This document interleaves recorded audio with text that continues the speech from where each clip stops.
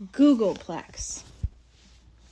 As for the bracelet Mom wore to the funeral, what I did was I converted Dad's last voice message into Morse code, and I used sky blue beads for silence, maroon beads for breaks between letters, violet beads for breaks between words, and long and short pieces of string between the beads for long and short beeps, which are actually called blips, I think, or something. Dad would have known. It took me 9 hours to make, and I had thought about giving it to Sonny, the homeless person who I sometimes see standing outside the Alliance franchise because he puts me in heavy boots. Or maybe to Lindy, the neat old woman who volunteers to give tours at the Museum of Natural History, so I could be something special to her, or even just to someone in a wheelchair. But instead I gave it to Mom. She said it was the best gift she'd ever received. I asked her if it was better than the edible tsunami, from when I was interested in edible meteorological events. She said, different. I asked her if she was in love with Ron. She said, Ron is a great person, which was an answer to a question I didn't ask. So I asked again, true or false, you are in love with Ron? She put her hand with the ring on it in her hair and said, Oscar, Ron is my friend. I was going to ask her if she was humping her friend, and if she said yes, I would have run away, and if she had said no, I would have asked if they heavy petted each other, which I know about. I wanted to tell her she shouldn't be playing Scrabble yet, or looking in the mirror, or turning the stereo any louder than what you needed just to hear it. It wasn't fair to Dad, and it wasn't fair to me, but I buried it all inside me. I made her other Morse code jewelry from Dad's messages, a necklace, an anklet, some dangly earrings, a tiara. But the bracelet was definitely the most beautiful, probably because it was the last, which made it the most precious. Mom? Yes? Nothing. Even after a year, I still had an extremely difficult time doing certain things, like taking showers for some reason, and getting into elevators, obviously. There was a lot of stuff that made me panicky, like suspension bridges, germs, airplanes, fireworks, Arab people on the subway, even though I'm not racist, Arab people in restaurants and coffee shops and other public places, scaffolding, sewers and subway grates, bags without owners, shoes, people with mustaches, smoke, knots, tall buildings, turbans. A lot of the time I get that feeling like I was in the middle of a huge black ocean, or in deep space, but not in the fascinating way. It's just that everything was incredibly far away from me. It was worse at night. I started inventing things, and then I couldn't stop, like beavers, which I know about. People think they cut down trees so they can build dams, but in reality it's because their teeth never stop growing, and if they didn't constantly file them down by cutting through all of those trees, their teeth would start to grow into their own faces, which would kill them. That's how my brain was. One night, after what felt like a Googleplex inventions, I went to Dad's closet. We used to Greco-Roman wrestle on the floor in there and tell hilarious jokes, and once we hung a pendulum from the ceiling and put a circle of dominoes on the floor to prove that the earth rotated. But I hadn't gone back in since he died. Mom was with Ron in the living room, listening to music too loud and playing board games. She wasn't missing Dad. I held the doorknob for a while before I turned it. Even though Dad's coffin was empty, his closet was full, and even after more than a year, it still smelled like shaving. I touched all of his white t-shirts. I touched his fancy watch that he never wore, and the extra laces for his sneakers that would never run around the reservoir again. I put my hands into the pockets of all his jackets. I found a receipt for a cab, a wrapper from a miniature crackle, and the business card of a diamond supplier. I put my feet into his slippers. I looked at myself in his metal shoehorn. The average person falls asleep in 7 minutes, but I couldn't sleep, not after hours, and it made my boots lighter to be around his things, and to touch stuff that he had touched, and to make the hangers hang a little straighter, even though I knew it didn't matter. His tuxedo was over the chair he used to sit on when he tied his shoes, and I thought, weird. Why wasn't it hung up with his suits? Had he come from a fancy party the night before he died? But then why would he have taken off his tuxedo without hanging it up? Maybe it needed to be cleaned. But I didn't remember a fancy party. I remembered him tucking me in and us listening to a person speaking Greek on the shortwave radio and him telling me a story about New York's 6th borough. If I hadn't noticed anything weird, I wouldn't have thought about the tuxedo again. But I started noticing a lot. There was a pretty blue vase on the highest shelf. What was a pretty blue vase doing way up there? I couldn't reach it, obviously, so I moved over the chair with the tuxedo still on it, and then I went to my room to get the collected Shakespeare set that Grandma brought for me when she found out I was going to be Yorick, and I brought those over, 4 tragedies at a time, until I had a stack that was tall enough. I stood on all of that, and it worked for a second, but then I had the tips of my fingers on the vase, and the tragedies started to wobble, and the tuxedo was incredibly distracting, and the next thing was that everything was on the floor, including me, and including the vase, which had shattered. "I didn't do it," I hollered. They didn't even hear me, because they were playing music too loud and cracking up too much. I zipped myself all the way into the sleeping bag of myself, not because I was hurt, and not because I had broken something, but because they were cracking up. Even though I knew I shouldn't, I gave myself a bruise. I started to clean everything up, and that was when I noticed something else weird. In the middle of all that glass was a little envelope about the size of a wireless internet card. What the? I opened it up, and inside there was a key. What the?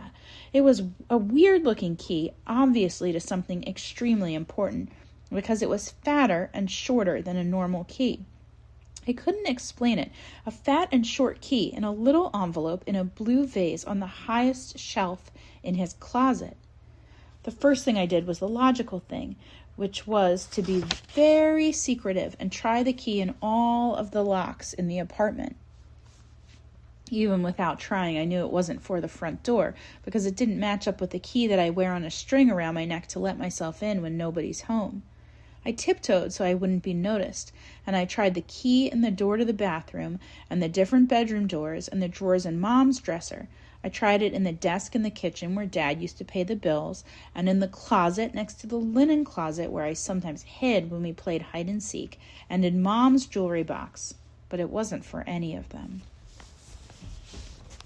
In bed that night, I invented a special drain that would be underneath every pillow in New York and would connect to the reservoir. Whenever people cried themselves to sleep, the tears would all go to the same place, and in the morning the weathermen would report if the water level at the reservoir of tears had gone up or down, and you could know if New York was in heavy boots. And when something really terrible happened, like a nuclear bomb or at least a biological weapons attack, an extremely loud siren would go off, telling everyone to get to Central Park to put sandbags around the reservoir. Anyway, the next morning I told Mom that I couldn't go to school because I was too sick. It was the first lie that I had to tell. She put her hand on my forehead and said, "You do feel a bit hot." I said, "I took my temperature and it's 100.7 degrees. That was the second lie. She turned around and asked me to zip up the back of her dress, which she could have done herself, but she knew that I loved to do it. She said, "I'll be in and out of meetings all day, but Grandma can come by if you need anything, and I'll call to check on you every hour." I told her, "If I don't answer, I'm probably sleeping or going to the bathroom." She said, "Answer." Once she left for work, I put on my clothes and went downstairs. Stan was sweeping up the front of the building. I tried to get past him without him noticing, but he noticed. "You don't look sick," he said, brushing a bunch of leaves into the street. I told him, "I feel sick." He asked, "Where's Mr. Feeling Sick going?" I told him, "To the drugstore on 84th to get some cough drops." Lie number 3. Where I actually went was the locksmith store, which is Fraser and Sons on 79th. "Need some more copies?" Walt asked. I gave him a high five, and I showed him the key that I had found, and asked him what he could tell me about it. "It's for some kind of lockbox," he said, holding it up to his face and looking at it over his glasses. "A safe, I'm guessing. You can tell it's for a lockbox by its build." He showed me a rack that had a ton of keys on it. "See, it's not like any of these. It's much thicker, harder to break." I touched all the keys that I could reach, and that made me feel okay for some reason. But it's not for a fixed safe, I don't think. Nothing too big. Maybe something portable? Could be a safe deposit box, actually. An old one. Or some kind of fire-retardant cabinet. That made me crack up a little, even though I know there's nothing funny about being a mental retard. It's an old key, he said. Could be 20, 30 years old. How can you tell? Keys are what I know. You're cool. And not many lockboxes use keys anymore. They don't?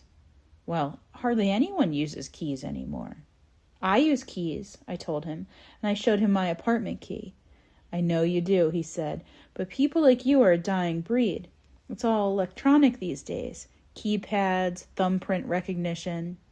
That's so awesome. I like keys. I thought for a minute, and then I got heavy, heavy boots. Well, if people like me are a dying breed, then what's going to happen to your business? We'll become specialized, he said, like a typewriter shop. We're useful now, but soon we'll be interesting. Maybe you need a new business. I like this business. I said, I have a question that I was just wondering. He said, shoot. Shoot? Shoot. Go ahead. Ask. Are you Fraser or are you son? I'm grandson, actually. My grandfather started the shop. Cool. But I suppose I'm also son, since my dad ran things when he was alive. I guess I'm Fraser, too, since my son works here during the summers. I said, I have another question. Shoot. Do you think I could find the company that made this key? Anyone could have made it. Well then, what I want to know is, how can I find the lock that it opens? I'm afraid I can't help you with that, any more than telling you to try it in every lock you come across. I could always make you a copy if you'd like. I could have a Googleplex keys. Googleplex? A Google to the Google power. Google? That's a 1 with 100 zeros after it. He put his hand on my shoulder and said, You need the lock. I reached up real high and put my hand on his shoulder and said, Yeah. As I was leaving, he asked, Shouldn't you be in school? I thought fast and told him, It's Dr. Martin Luther King Jr. Day. Lie number 4. I thought that was in January. It used to be. Lie number 5. When I got back to the apartment, Stan said, You've got mail. Dear Osk, hello, lad. Thanks for your glorious letter and the bulletproof drumsticks, which I hope I'll never have to use. I have to confess, I've never thought too much about giving lessons. I hope you like the enclosed t-shirt, which I took the liberty of signing for you. Your mate, Ringo. I didn't like the enclosed t-shirt. I loved it, although unfortunately it wasn't white, so I couldn't wear it. I laminated Ringo's letter and tacked it to my wall. Then I did some research on the internet about the locks of New York, and I found out a lot of useful information. For example, there are 319 post offices and 207,352 post office boxes. Each box has a lock, obviously. I also found out that there are about 70,571 hotel rooms, and most rooms have a main lock, a bathroom lock, a closet lock, and a lock to the minibar. I didn't know what a minibar was, so I called the Plaza Hotel, which I knew was a famous one, and asked. Then I knew what a minibar was. There are more than 300,000 cars in New York, which doesn't even count the 12,187 cabs and the 4,425 buses. Also, I remembered from when I used to take the subway that the conductors used keys to open and close the doors. So there were those too. More than 9 million people live in New York. A baby is born in New York every 50 seconds. And everyone has to live somewhere. And most apartments have 2 locks on the front and to at least some of the bathrooms and maybe to some other rooms and obviously to dressers and jewelry boxes. Also, there are offices and art studios and storage facilities and banks with safe deposit boxes and gates to yards and parking lots. I figured if you included everything, from bicycle locks to roof latches to places for cufflinks, there are probably about 18 locks for every person in New York City, which would mean about 162 million locks, which is a crevasse load of locks. Shell residents. Hi, Mom. A little bit, I guess, but still pretty sick. No.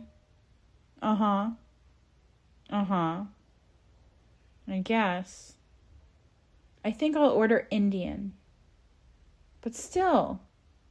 Okay. I will. I know.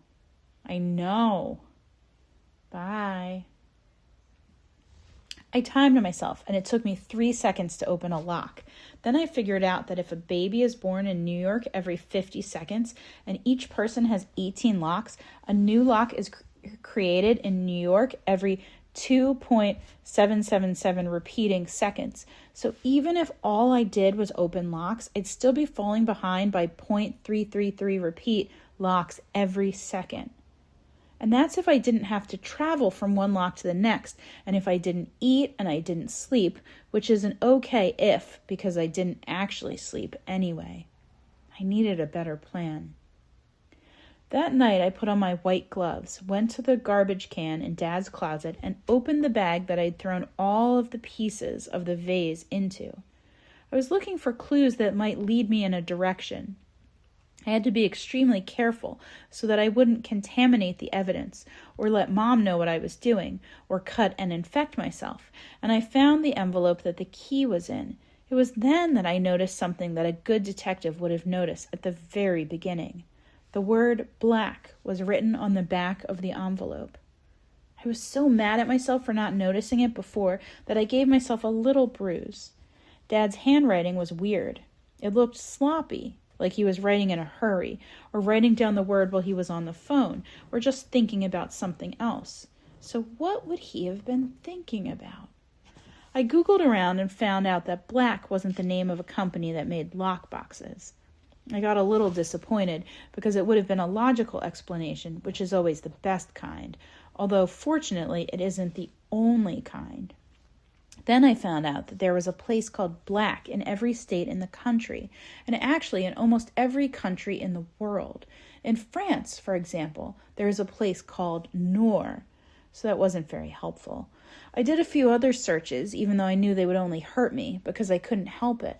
I printed out some of the pictures I found: a shark attacking a girl, someone walking on a tightrope between the Twin Towers, that actress getting a blowjob from her normal boyfriend, a soldier getting his head cut off in Iraq, the place on the wall where a famous stolen painting used to hang. And I put them in Stuff That Happened to Me, my scrapbook of everything that happened to me. The next morning, I told Mom I couldn't go to school again. She asked what was wrong. I told her, the same thing that's always wrong. You're sick? I'm sad. About Dad? About everything.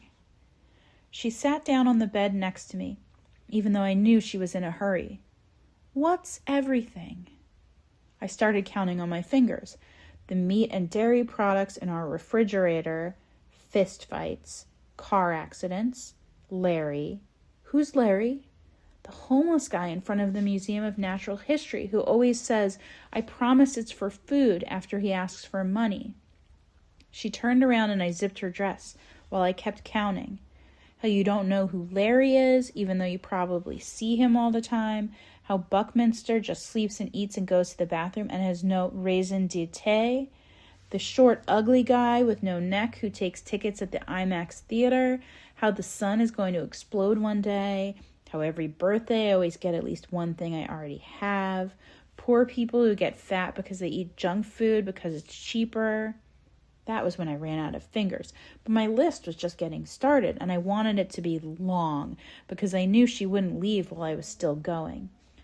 Domesticated animals, how I have a domesticated animal, Nightmares, Microsoft Windows, old people who sit around all day because no one remembers to spend time with them and they're embarrassed to ask people to spend time with them, secrets, dial phones, how Chinese waitresses smile even when there's nothing funny or happy, and also how Chinese people own Mexican restaurants, but Mexican people never own Chinese restaurants, mirrors, tape decks, my unpopularity at school, grandma's coupons, storage facilities, people who don't know what the internet is, bad handwriting, beautiful songs, how there won't be humans in 50 years. Who said there won't be humans in 50 years? I asked her, "Are you an optimist or a pessimist?" She looked at her watch and said, "I'm optimistic." Then I have some bad news for you, because humans are going to destroy each other as soon as it becomes easy enough to, which will be very soon. Why do beautiful songs make you sad? Because they aren't true. Never. Nothing is beautiful and true. She smiled, but in a way that wasn't just happy, and said, "You sound just like Dad." "What do you mean I sound just like Dad?" "He used to say things like that." "Like what?" "Oh, like nothing is so-and-so, or everything is so-and-so, or obviously." She laughed. He was always very definitive. What's definitive? It means certain. It comes from definite. What's wrong with definity? Dad sometimes missed the forest for the trees. What forest? Nothing. Mom? Yes. It doesn't make me feel good when you say that something I do reminds you of Dad. Oh, I'm sorry. Do I do that a lot? You do it all the time. I can see why that wouldn't feel good. And Grandma always says that things I do remind her of Grandpa. It makes me feel weird because they're gone, and it also makes me feel unspecial. That's the last thing that either Grandma or I would want. You know you're the most special thing to us, don't you? I guess so. The most. She petted my head for a while, and her fingers went behind my ear to that place that's almost never touched. I asked if I could zip her dress up again. She said, "Sure," and turned around. She said, "I think it would be good if you tried to go to school." I said, "I am trying." "Maybe if you just went for first period." "I can't even get out of bed." Lie number 6. And Dr. Feen said I should listen to my feelings. He said I should give myself a break sometimes. That wasn't a lie exactly, although it wasn't exactly the truth either. "I just don't want it to become a habit," she said. "It won't," I said. When she put her hand on the covers, she must have felt how puffy they were, because she asked if I had my clothes on in bed. I told her, "I do, and the reason is because I'm cold." Number 7. I mean, in addition to being hot. As soon as she left, I got my things together and went downstairs. "You look better than yesterday," Stan said. I told him to mind his own business. He said, "Geez." I told him, "It's just that I'm feeling worse than yesterday." I walked over to the art supply store on 93rd Street, and I asked the woman at the door if I could speak to the manager, which is something Dad used to do when he had an important question. "What can I do for you?" she said. "I need the manager," I said. She said, "I know. What can I do for you?"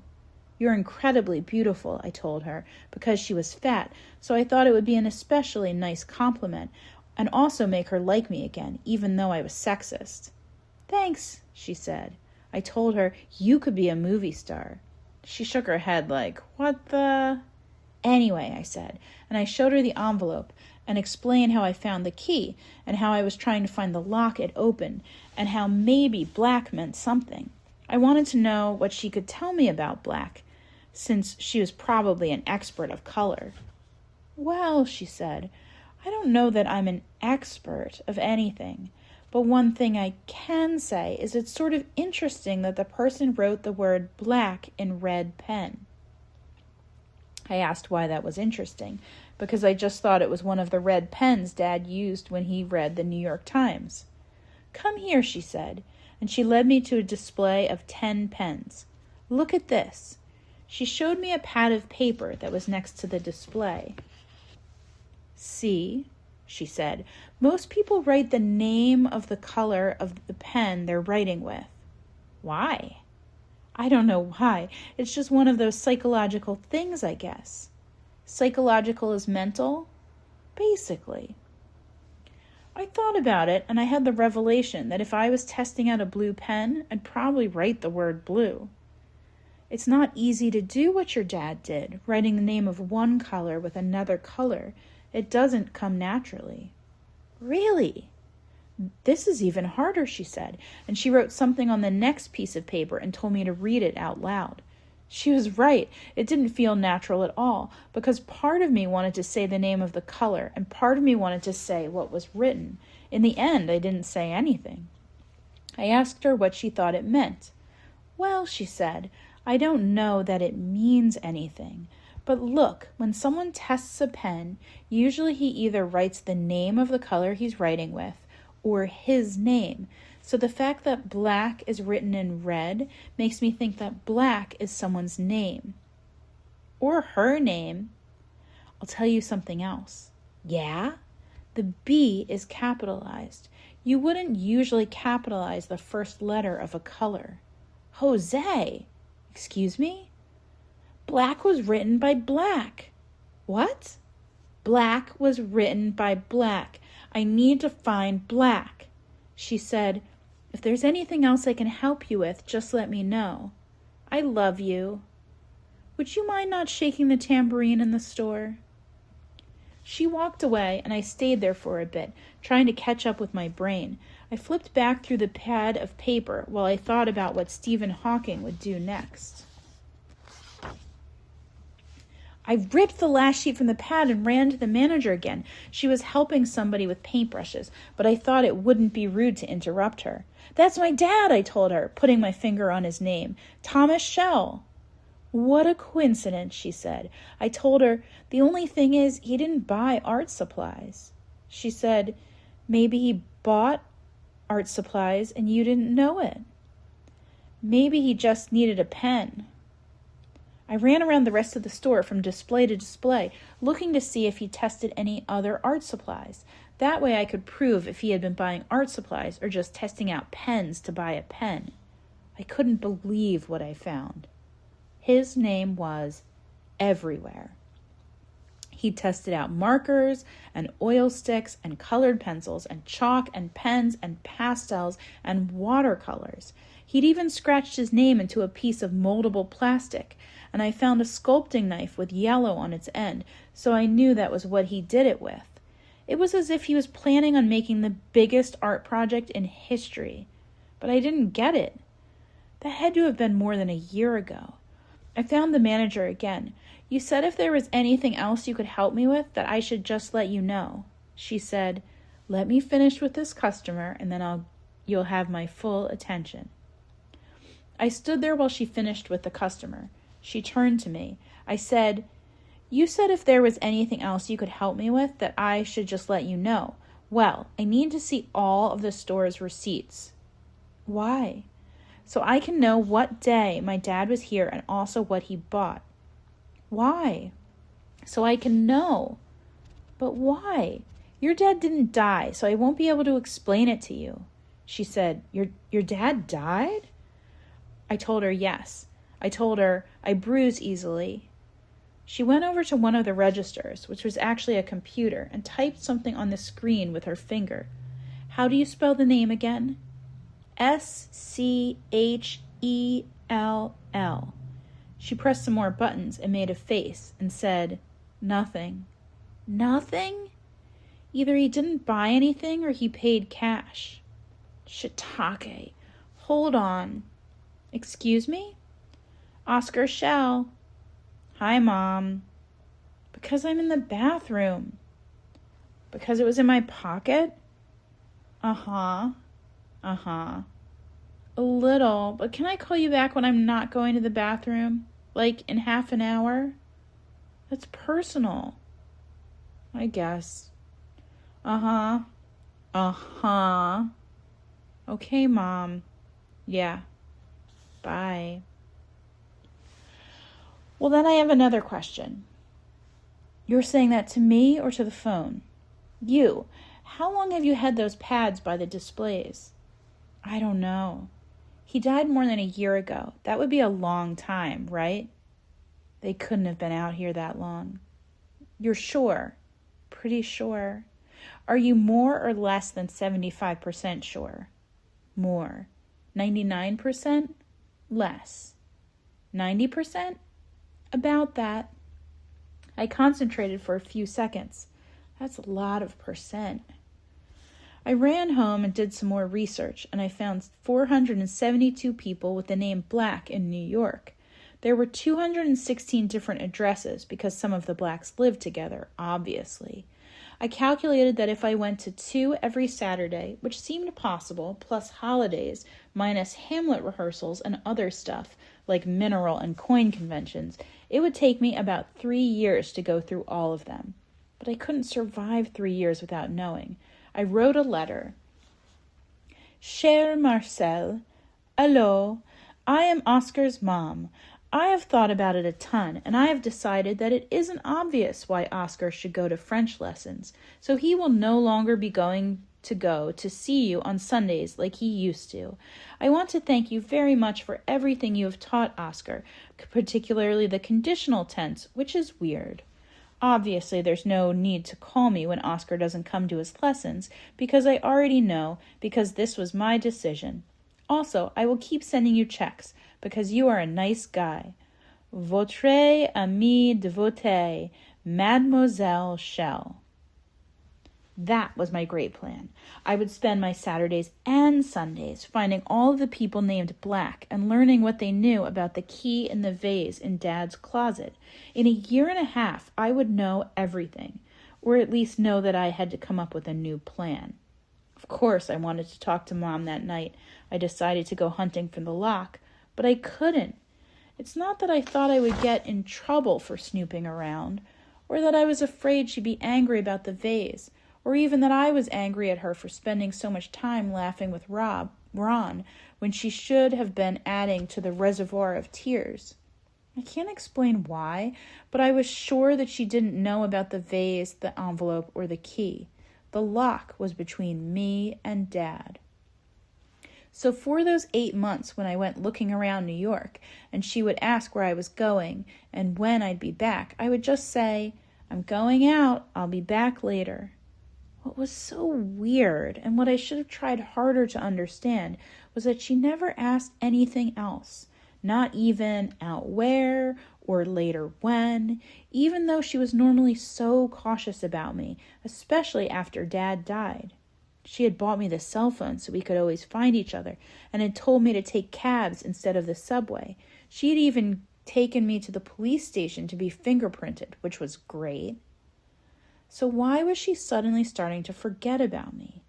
Every time I left our apartment to go searching for the lock, I became a little lighter because I was getting closer to Dad, but I also became a little heavier because I was getting farther from Mom. In bed that night, I couldn't stop thinking about the key and how every 2.777 repeating seconds, another lock was born in New York. I pulled stuff that happened to me from the space between the bed and the wall, and I flipped through it for a while, wishing that I would finally fall asleep.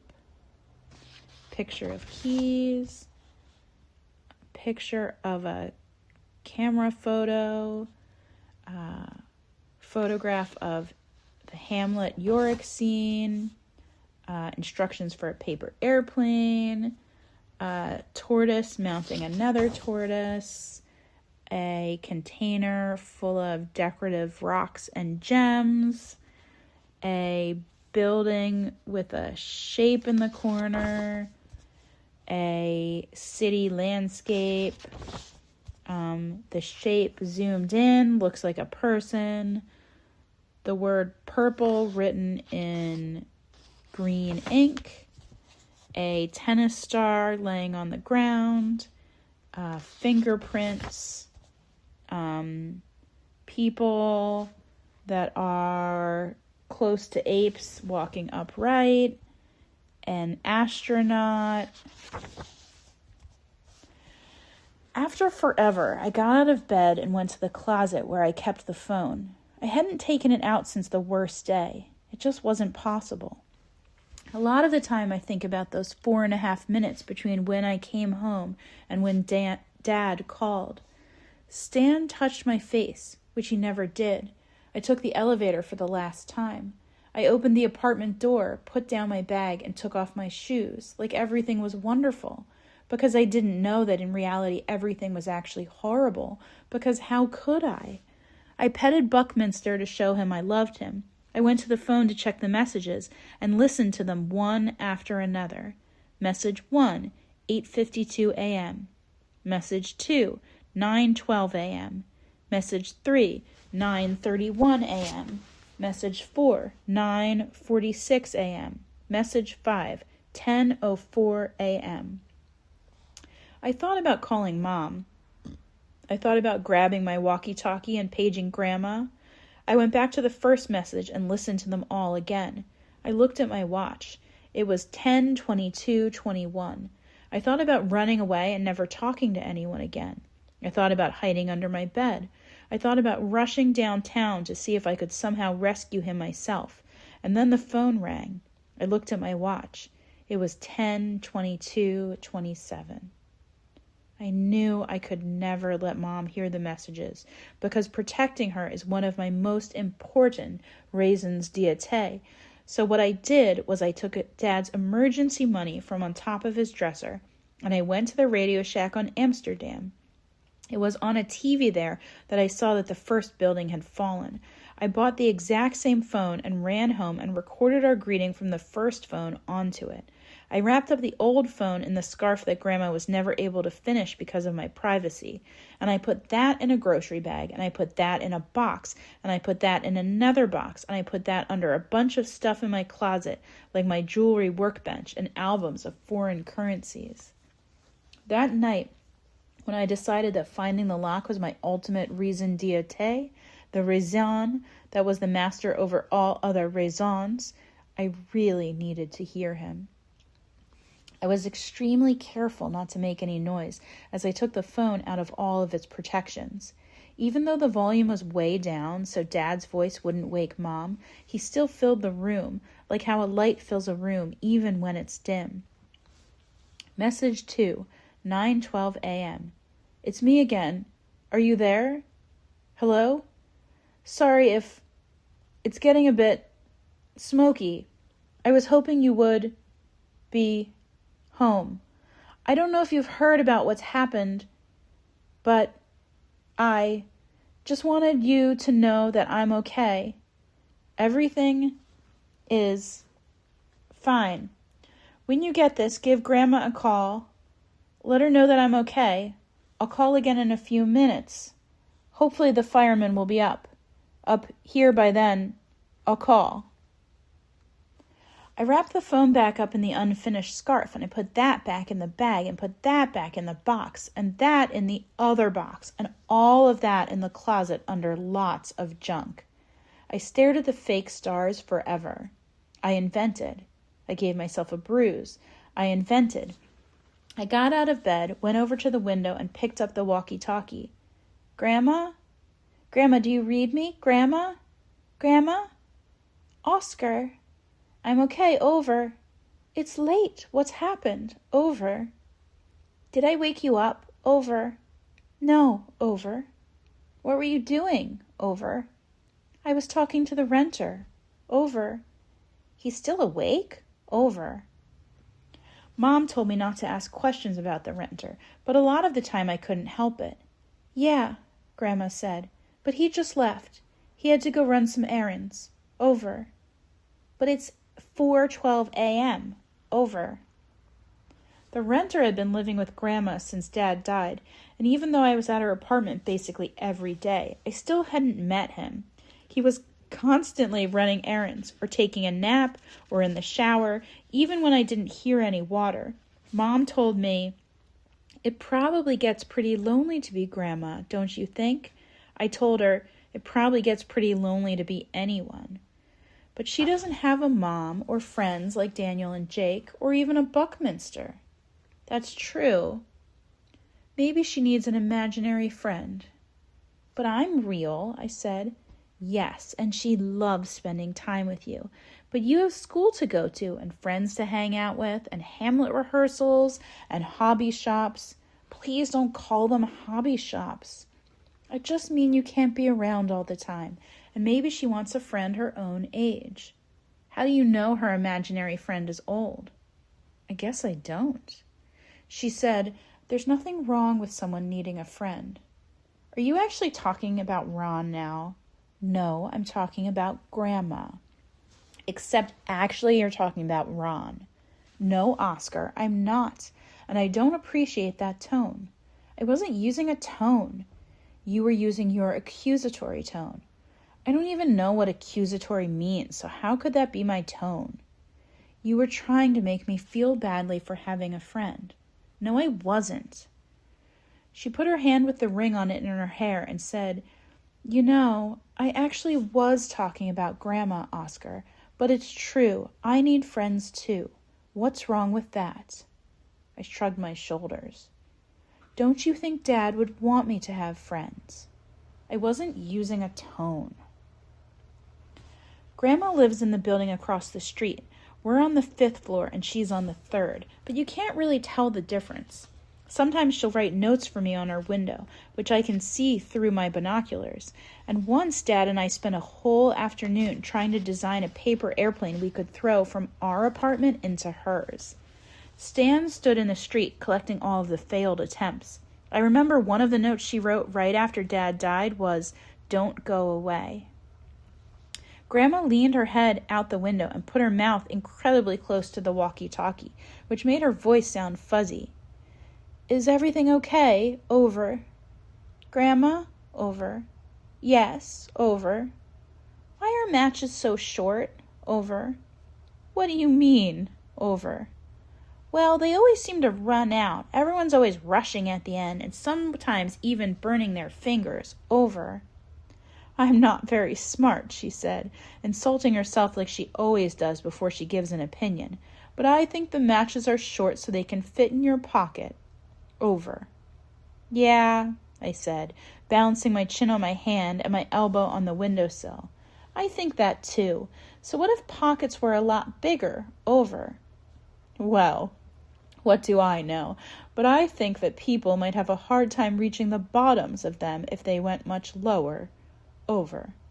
Right, I said, switching hands, because the one was getting tired. So what about a portable pocket? Over. A portable pocket? Over. Yeah, it would be sort of like a sock, but with a Velcro outside, so you could attach it to anything. It's not quite a bag because it actually becomes part of what you're wearing, but it's not quite a pocket either because it's on the outside of your clothes, and also you can remove it, which would have all sorts of advantages, like how you could move things from one outfit to another easily, and how you could carry bigger things around since you can take the pocket off and reach your arm all the way in. Over. She put her hand against the part of her nightgown that covered her heart and said, That sounds like $100. Over. A portable pocket would prevent a lot of finger burns from short matches, I said, but also a lot of dry lips from short chapsticks. And why are candy bars so short anyway? I mean, have you ever finished a candy bar and not wanted more? Over. I can't eat chocolate, she said, but I understand what you're telling me. Over. You could have longer combs, so your part could be all the way straight, and bigger mensels. Mensels? Pencils for men. Oh, yes, yes. And bigger mensels that are easier to hold in case your fingers are fat like mine, and you could probably even train the birds that save you to take shiitakes in the portable pocket. I don't understand. On your birdseed shirt? Oscar? Over. I'm okay. Over. What's wrong, darling? Over. What do you mean what's wrong? Over. What's wrong? Over. I miss Dad. Over. I miss him too. Over. I miss him a lot. Over. So do I. Over. All the time. Over. All the time. Over. I couldn't explain to her that I missed him more than she or anyone else missed him, because I couldn't tell her about what happened with the phone. That secret was a hole in the middle of me that every happy thing fell into. Did I ever tell you about how Grandpa would stop and pet every animal he saw, even if he was in a rush? Over. You've told me a Googleplex times. Over. Oh. And what about how his hands were so rough and red from all of his sculptures that sometimes I joked to him that it was really the sculptures that were sculpting his hands? Over. That too. But you can tell me again if you want. Over. She told me again. An ambulance drove down the street between us, and I imagined who it was carrying and what had happened to him. Did he break an ankle attempting a hard trick on his skateboard? Or maybe he was dying from third-degree burns on 90% of his body. Was there any chance that I knew him? Did anyone see the ambulance and wonder if it was me inside? What about a device that knew everyone you knew, so when an ambulance went down the street, a big sign on the roof would flash, "Don't worry, don't worry." If the sick person's device didn't detect the device of someone he knew nearby, and if the device did detect the device of someone he knew, the ambulance would flash the name of the person in the ambulance, and either "It's nothing major, it's nothing major," or if it was something major, "It's major, it's major." And maybe you could rate the people you knew by how much you loved them. So if the device of the person in the ambulance detected the device of the person he loved the most, or the person who loved him the most, and the person in the ambulance was really badly hurt and might even die, the ambulance could flash, "Goodbye, I love you. Goodbye, I love you." One thing that's nice to think about is someone who was the first person on lots of people's lists, so that when he was dying and his ambulance went down the streets to the hospital, the whole time it would flash, "Goodbye, I love you. Goodbye, I love you." Grandma? Over. Yes, darling. Over. If Grandpa was so great, then why did he leave? Over. She took a little step back so that she disappeared into her apartment. He didn't want to leave. He had to leave. Over. But why did he have to leave? Over. I don't know. Over. Doesn't that make you angry? Over. That he left? Over. That you don't know why? Over. No. Over. Sad? Over. Sure. Over. Hold on, I said, and I ran back to my field kit and grabbed Grandpa's camera. I brought it to the window and took a picture of her window. The flash lit up the street between us. 10, Walt. 7, Lindy. 8, Alicia. Grandma said, "I hope you never love anything as much as I love you." Over. 7, Farley. 6, the Minch/toothpaste. Tide. 5, Stan. I could hear her kissing her fingers and then blowing. 4, Buckminster. 3, Mom. I blew her a kiss back. 2, Grandma. Over and out, one of us said. 1, Dad. We need much bigger pockets, I thought as I lay in bed, counting off the 7 minutes that it takes a normal person to fall asleep. We need enormous pockets. Pockets big enough for our families and our friends and even the people who aren't on our lists, people we've never met but still want to protect. We need pockets for boroughs and for cities, a pocket that could hold the universe. 8 minutes, 32 seconds. But I knew that there couldn't be pockets that enormous. In the end, everyone loses everyone. There was no invention to get around that, and so I felt that night like the turtle that everything else in the universe was on top of. 21 minutes, 11 seconds. As for the key, I put it on the string next to my apartment key and wore it like a pendant. As for me, I was awake for hours and hours. Buckminster curled up next to me, and I conjugated for a while so I wouldn't have to think about things. Je suis, tu es, vel est, nous sommes, vos étiez, ils sont, je suis, tu es, vel est, nous. I woke up once in the middle of the night, and Buckminster's paws were on my eyelids. He must have been feeling my nightmares.